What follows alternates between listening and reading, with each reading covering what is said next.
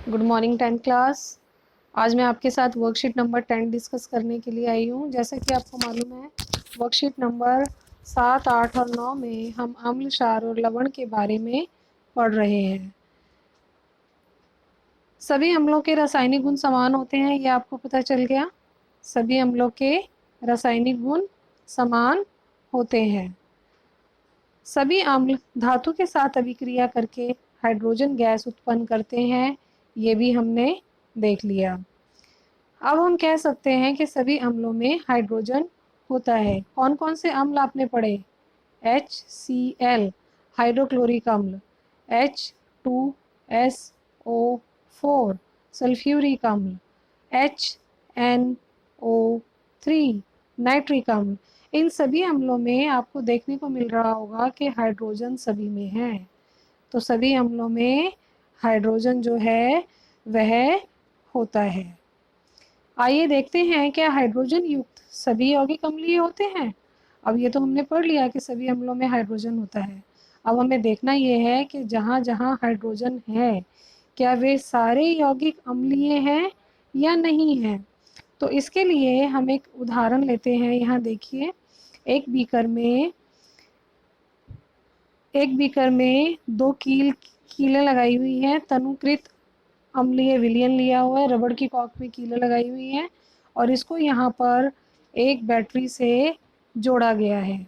और जोड़ने के बाद जैसे ही ये सर्किट ऑन होगा, ये बल्ब जो है ये जलना शुरू कर देगा। तो HCl विलयन में बल्ब जलता है, HCl आयनों में वियोजित हो जाता है और उसमें विद्युत का चालन होता है। अम्ल में उपस्थित धनायन यानी कि हाइड्रोजन आयन होते हैं, अतः अम्ल विलयन में हाइड्रोजन आयन उत्पन्न करता है और इसी कारण उनका जो गुण है वह अम्लीय होता है। अब देखते हैं एक और विलयन जो है ग्लूकोज का विलयन। ये है C6H12O6। इसमें 12 हाइड्रोजन है।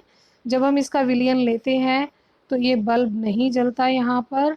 तो इसका मतलब ये हुआ कि ग्लूकोज अपने विलयन आयनों में वियोजित नहीं होता, अतः ग्लूकोज विलयन विद्युत का चालन नहीं करता।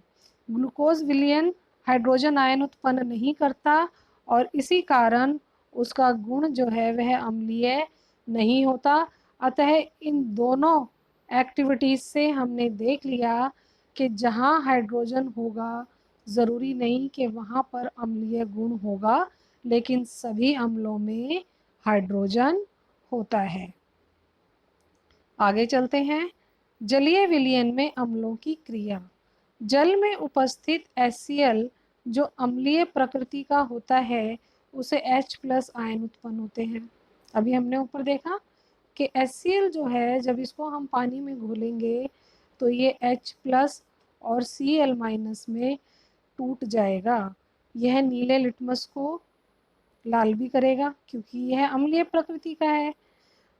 HCl जब H+ जल के साथ क्रिया करके हाइड्रोनियम आयन उत्पन्न करता है तो अम्लीय गुण प्रदर्शित करता है और यह है इसकी अभिक्रिया।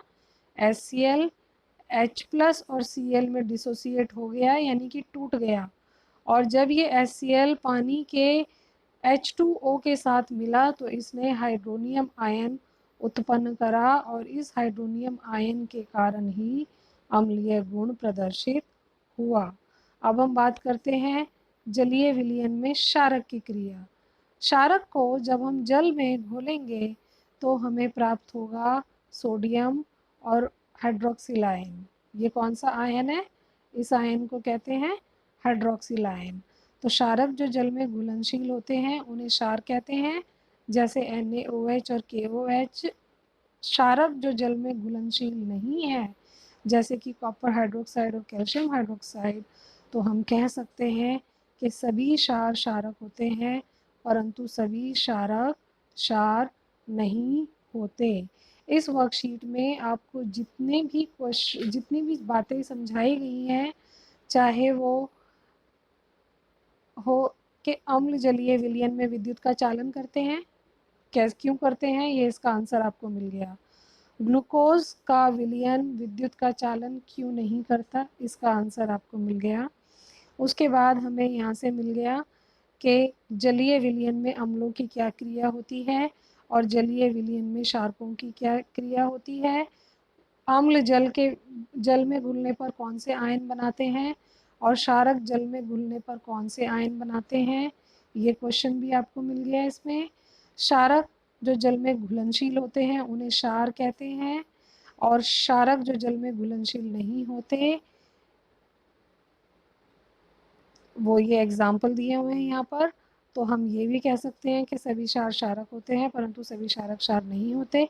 तो इस क्वेश्चन का आंसर भी आपको यहाँ पर मिल गया। तो इस वर्कशीट में बहुत से इम्पॉर्टेंट क्वेश्चन हैं जो एग्जामिनेशन पॉइंट ऑफ व्यू से ज़रूरी हैं और आपको करने हैं। अब इसमें एक बॉक्स भी बनाया हुआ है जिसमें है अम्ल में जल या जल में अम्ल। अब जल में जब हम अम्ल या क्षारक घोलते हैं तो यह जो प्रक्रिया होती है ये बहुत ही ऊष्माक्षेपी प्रक्रिया होती है। अतः अम्ल को सदैव धीरे धीरे तथा हिलाते हुए जल में मिलाना चाहिए। सांद्र अम्ल में जल मिलाने पर ऊष्मा के कारण जो उसका विलयन है उसके अंदर जो अम्ल है वो आस्फलित होकर यानी कि उछल कर बाहर आ सकता है। उम्मीद करती हूँ ये वर्कशीट आपको समझ में आ गई होगी। अब आपको इस पे बेस्ड ये 5 क्वेश्चंस अटेम्प्ट करने हैं और इस वर्कशीट को अच्छे से आपको याद करना है और कॉपी में नोट करके भेजना है। गुड लक बच्चों।